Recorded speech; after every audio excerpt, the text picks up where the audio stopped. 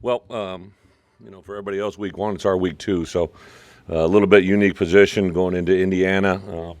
They got a chance to watch us on Saturday, and they've had some turnover on the staff. But the thing that I appreciate about Coach and the way he's done things, he does it his way, and that's why he's had success. And I know they got a tremendous chip on their shoulder to do some good things this year, so we're going to go into a hostile environment. I don't know what the crowd's going to be at, but we're going to prepare for it to be loud and crowded, so we'll put in good diligence of work week. We came out of it, I think, fairly healthy. We have two guys that we're still waiting on. We actually have guys that'll get some information further today from testing. So Josh McCray, I know that he won't be with us this week. I just don't know the long-term prognosis to where he's at. And Sean Miller has an appointment today at 5 o'clock that we should gather some more information. So those two guys really the only two that'll be out prolonged in the fact that they won't be with us this week. Everybody else got through it pretty clean. Isaiah was just a cramping issue. He was cleared to play to come back in, and we just didn't want to do it at that point. And then really that's it. We had a couple guys do well on both sides. I thought for the number of guys, not, like you take Julian Pearl, right? He had started for us on the right side at guard and tackle. He never started at left tackle.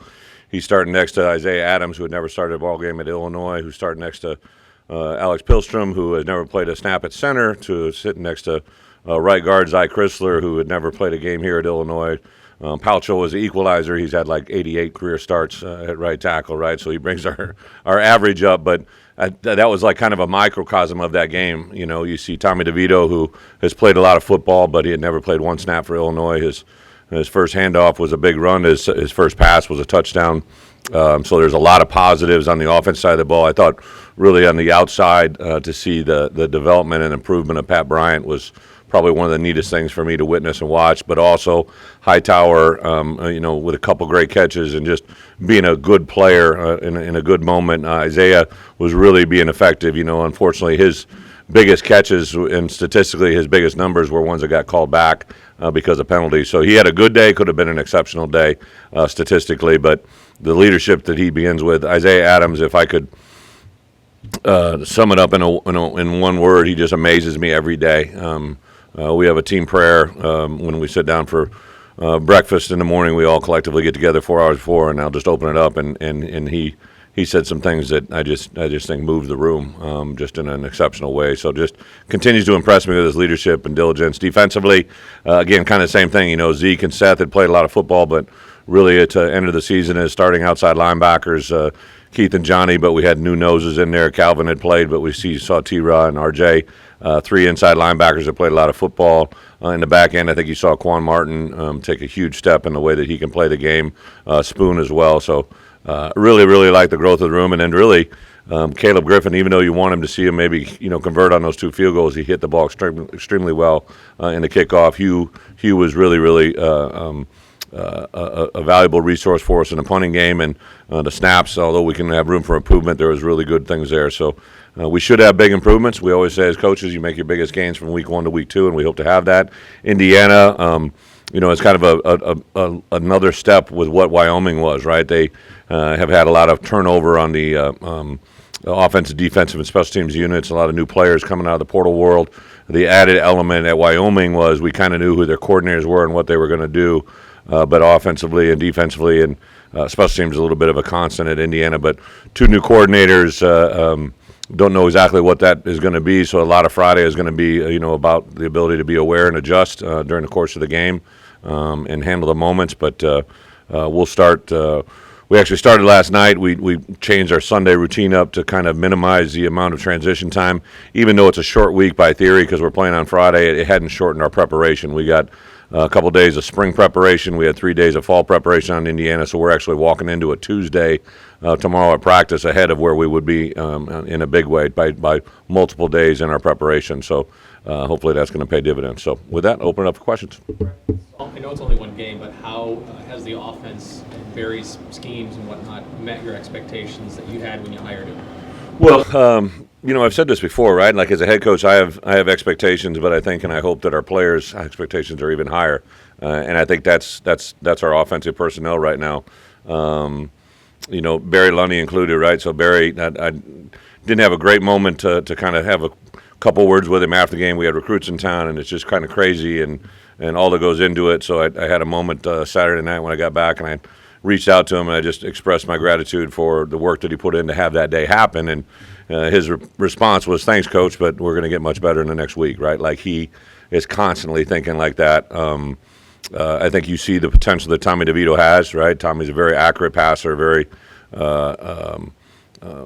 I think has a great understanding of how the game's flowing. And, some of the best things he did Saturday are actually negatives on the stat sheet. He got rid of the ball when he was in trouble rather than taking a sack. He did some things that he didn't force the ball into. One of the stats I was very happy with, he was only on the ground one time, which is actually on the touchdown throw because they ran a D tackle in late, so he wasn't in protection. I believe, I made a big issue to him. I said it in front of the team, like, let's keep our quarterback upright, right? That's got to be a big deal, and it'll be a key factor in this week's game.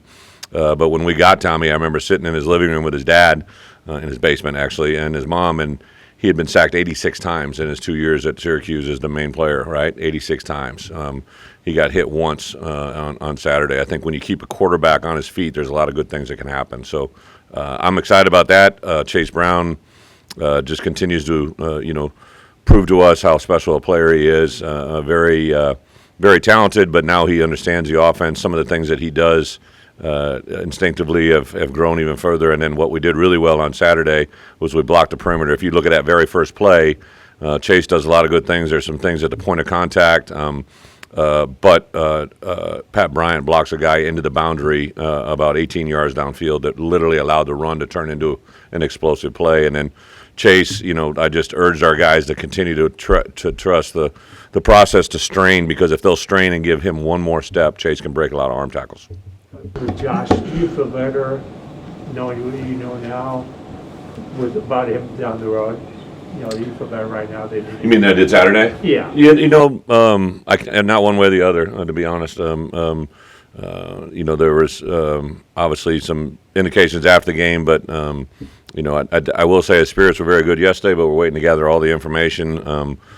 Josh has been through quite a bit before we ever got eyes on him, but his last 6 months in our program have probably been his best 6 months. He's changed his body. He is leaned up. Was really, really good in his composure during camp. If he's with us next week, 2 weeks, 3 weeks, 4 weeks, or 2 months from now, whatever it ends up being, I have confidence in what he'll be. He's got a lot of bright days ahead of him. We just got to help him get there. Repeatedly that you were doing Wyoming and Indiana prep during preseason training camp. When you're doing that for like Indiana, do the guys know we're doing Indiana prep, or Absolutely. are you just doing stuff and they'll eventually know that this is for No, Indiana? I'm pretty diligent, and when we're prepping for people, we prep on the person. It's nothing that hadn't been done before. We exposed them last year during bye weeks. We prepped on upcoming opponents. So, yeah, even last spring, I would say, hey, we're doing an inside versus Indiana here, right? So this is Indiana's projected defense. This is Indiana's projected offense. I believe we were about 13 days out from game day, 14 days out from game day, and we did a 2-day window of Indiana, and they were very clear because we go into meetings and show them film on that. And again, no one knows what Indiana is going to do, right? It's an educated guess on their coordinators and their past experiences, and just following them through social media. And Coach Allen, he's a very high energy, motivated guy. Like you can hear the phrases they've been told and the way they're going to play. So tremendous respect. We recruit against them quite a bit. They're in Florida as well, so we pop up against Indiana in recruiting battles quite a bit.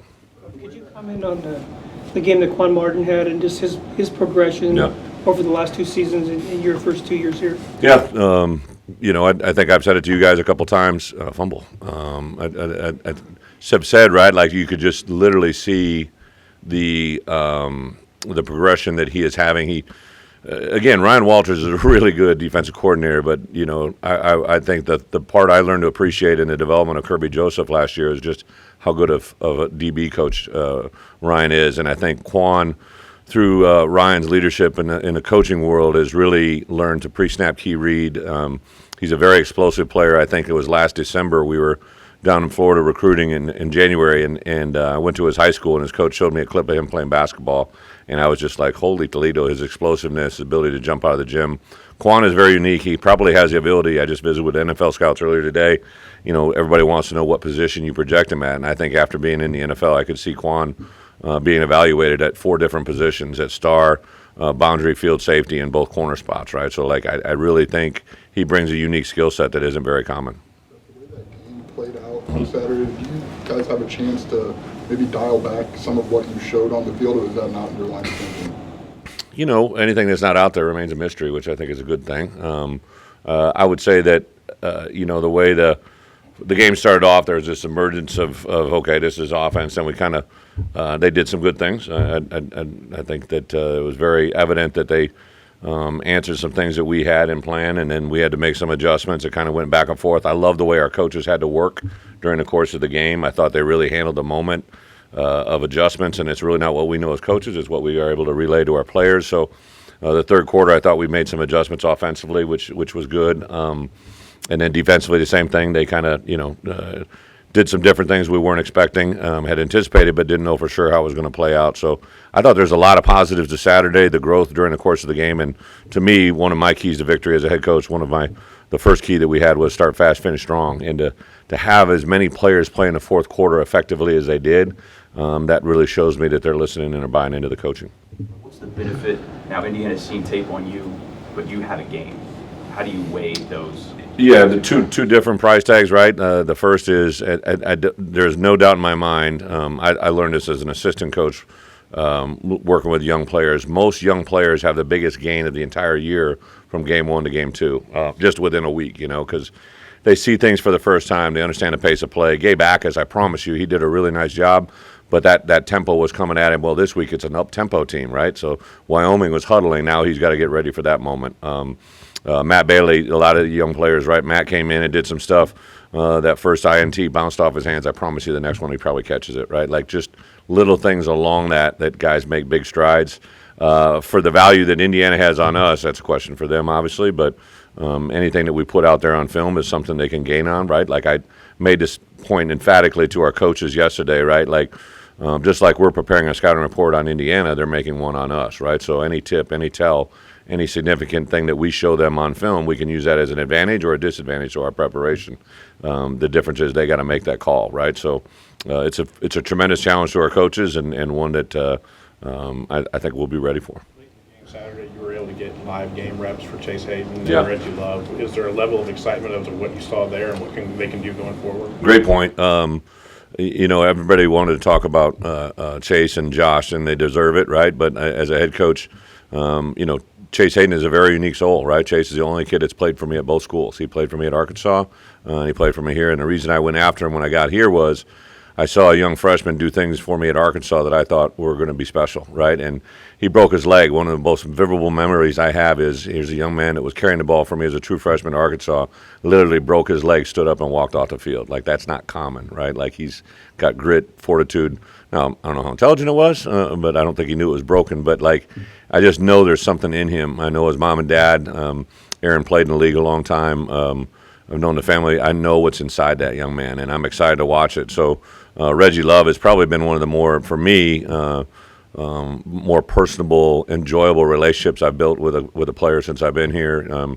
Obviously, he came from St. Louis. He knew CP quite a bit, right? And then Reggie's gone through a couple things off the field here that have really, you know, defined you as a human, right? And I thought, you know, Saturday when that opportunity came, him and Chase were in the back, and I went up and slapped them both on the backside and just said, hey, here's your moment, right? Like, this is what you've been wanting. It doesn't matter how it came about. This is what you prepared for. And both of them went out and did some good stuff. And Reggie's play there at the end was pretty awesome. I had some fun with Reggie at the end of yesterday's meeting. If you want to ask him, he'll share it with you. But Reggie's a very well-liked player on the team.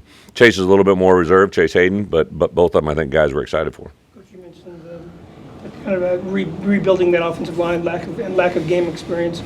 How valuable was the first game to get under their belt, and do you anticipate it's still going to take a little bit longer before they're gelling as a unit? Yeah, you know, I think five guys that dance together, it takes a hard time for that all to work, right? And those guys made a step. I thought Jordan Slaughter came in and did a phenomenal job. Couldn't be happier for him. You know, the journey that Jordan has had from last fall camp to get to where he is now has been awesome. But also a guy like Zach Barlow. We got Hunter Whiteneck in there. Josh Kreutz. You saw Geske get in there, right? There was a lot of really good moments there that took place. But I think those 5 offensive linemen, I'd throw Jordan into that because he may not get to start, but I see him as a starter in our football team. And you get 6 guys. And Jordan's very unique, so Jordan can probably play from tackle to tackle, and not a lot of guys can say that. He could play center, guard, and tackle, and that's very unique. So I'm excited to see him continue to grow and that growth overall. Last year, you noted that Josh McCray probably wasn't ready the first week, and you held him back and you went with him the second week. Are there players you're kind of evaluating the same way this year of like, it'll take a little bit, but we'll get him there? Yeah, Robert, I would say a couple goes jump off. I think we'll have Aiden Lawfrey this week, right? So I didn't think he was quite there last week. Kind of same position, 2 different type of backs, Josh, I knew the physicality was going to be the strength of his game, whereas Aiden, I think his speed is going to be the factor. So I'd be excited to see Aiden possibly get out there. We had intended to play Sean Miller and Hank Beatty, but that catch that Hank made it across the middle, I've been watching that for 3 weeks. I heard Spoon on the sideline. I had my headset back. I was talking to someone, and Spoon emphatically said he knew he was going to catch that one, right? Because Spoon's only known Hank since he got here in the summer, but he's learned enough about Hank Beatty that he's going to make that catch. So there's certain guys, I don't know, besides Aiden Lawfrey, nobody on offense. The only guy defensively you didn't see the line of scrimmage was James Kreutz. James will get in there as much as I can get him in there. He's a head coach. The head coach really likes James Kreutz in there. So that news is spread in the building. Really, that's probably it from Xavier Scott, I think, will get in line of scrimmage for us this week on special teams and defensively. So I think there are a couple guys, but no one that probably is going to jump out as much, Robert, just because Josh, I knew when he got in the game, he was going to hand the ball, so that draws a lot more attention. You think you'll keep rotating Chase Hayden, Reggie, maybe Aiden behind Chase Brown, or do you need one of those guys to step into Josh's pick? I think any game that I've gone into as a head coach, you need 3. You need 3 and you love a 4th, right? So we went into last week's game, and it was obviously Chase to Josh, and then the dilemma was who goes in next, Chase Hayden or Reggie, and it was situational. If certain things happened, it was going to be Chase Hayden. If certain things happened, it was going to be Reggie Love. Now the case in point becomes, this week during the course of practice, pretty safe bet that Chase Brown's going to be the first, right? And then it goes to one of those 2, right? And then I'm going to tell you, Fadonzo has done a really good job as well. So Aiden Lawfrey's in the mix. So it'll be a situational decision, one that gives Illinois the best chance to have success. But I love watching social media on years past in my system or in our program, and I distinctly remember watching. There was a highlight of the Nebraska game. I might even mention last week, right? But the number 1 running back in that game was Monty Ball, who's a good player. His backup was a guy by the name of James White, and his backup was a guy by the name of Melvin Gordon, right? And all 3 of those guys are phenomenal players. I think that's where we're getting in this program is we're just going to keep developing and bringing and recruiting players that fit that type of system. Does it feel like there's anybody depth-wise there that can do what Josh McCray can do? No, Josh is kind of a unique animal. He's very physical. He's got speed. He's got burst. Really competitive. I think that there is probably Jordan Anderson esque. I don't know if Jordan's quite there yet, but we're definitely going to give him an opportunity to show us some things this week. He took over a scrimmage, developmental scrimmage, in that last week of fall camp that was pretty impressive. So I'm very excited about Jordan and his future. Just don't know if it's right now. What did Calvin Avery show you on Saturday and kind of the most snaps we've probably seen? Yeah, Calvin, I've told him since I've gotten here, right? Like I coached D-line in the league. I've been in an NFL camp where, he's better than players that I saw, right? But just because you're better doesn't mean you're productive.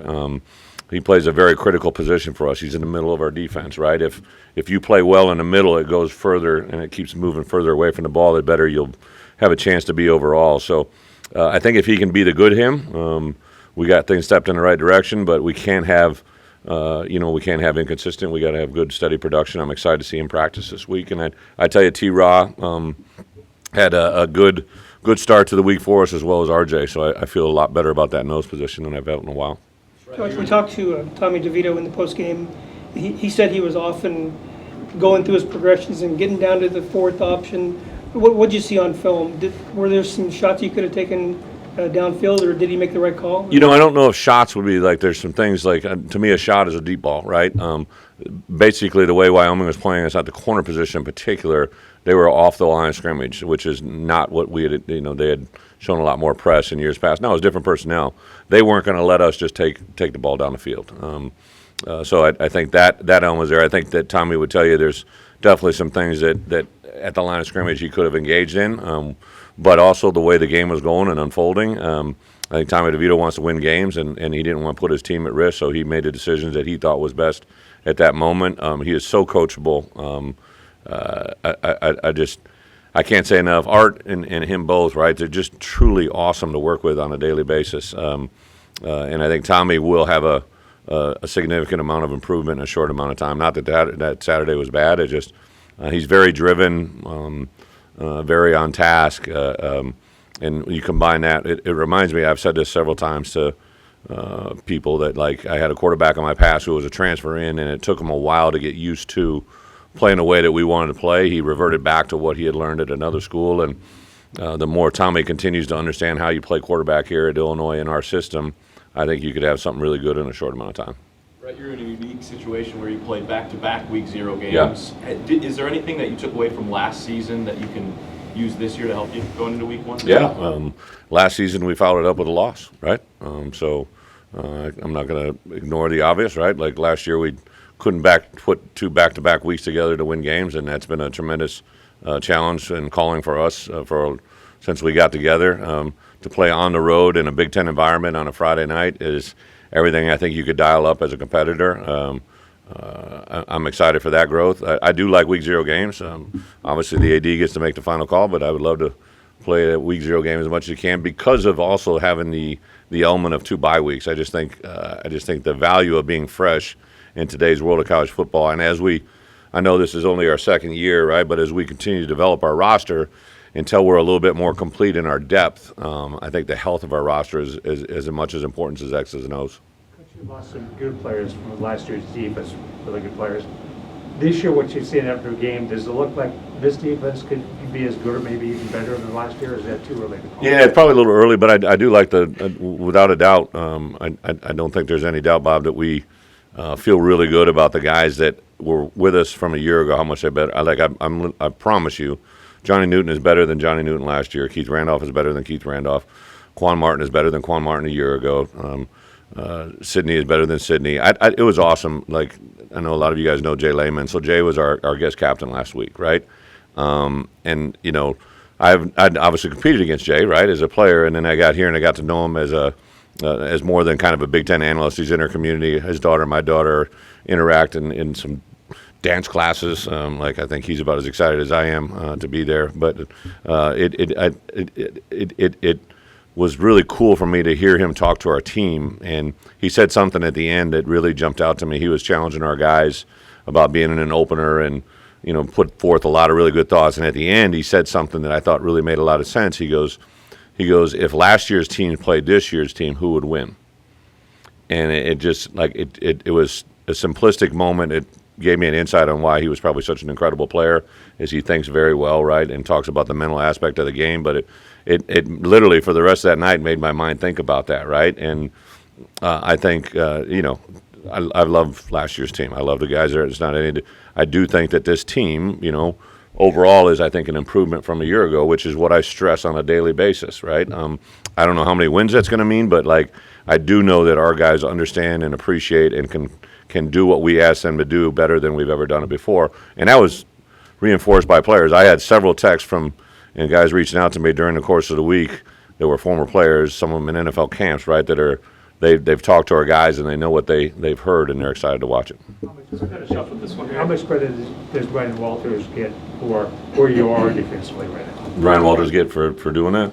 Yeah, how much credit do you Well, me and the AD would tell you get about $500,000 more credit. But I don't think Ryan looks for credit in this world, right? Ryan Walters looks to get better every day, which is why he is where he is. And at some point we'll put him in a position to be a head coach. He is daily driven. Like, he came in today and we have this thing we call 3 keys to victory. And it's not an X's and O's. It's not a scheme. It's not a technique. It's a mentality. And he has more concern about that than he does about a third down call, because I think he understands the importance of capturing a young man's mind. And then his personal relationships, not just with defense players, but with offensive players, special teams players. I see his intensity during the course of the game, his demeanor. Ryan is a very good football coach beyond a coordinator. He's a tremendous person. Thank you, guys. Thank you.